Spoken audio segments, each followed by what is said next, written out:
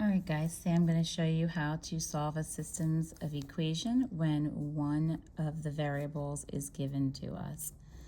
So for this example, we have 4y minus 2x equals 24. And our second equation is x equals 6. So the value of x is given to me already. So since I already know what x is, I can use substitution to plug in my value of x, 6, into my first problem where my x is, so that I can only have one variable, the y, to solve for. So I rewrite my equation and plug in my 6 where x is. And then I can go about solving it. So first things first, I need to distribute this -2 to my 6.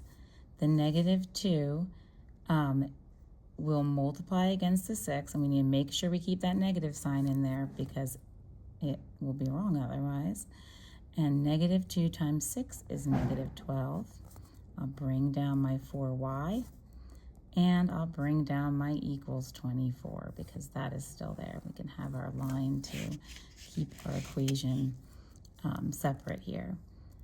The next step is to get this y alone. I am going to look at what I can undo.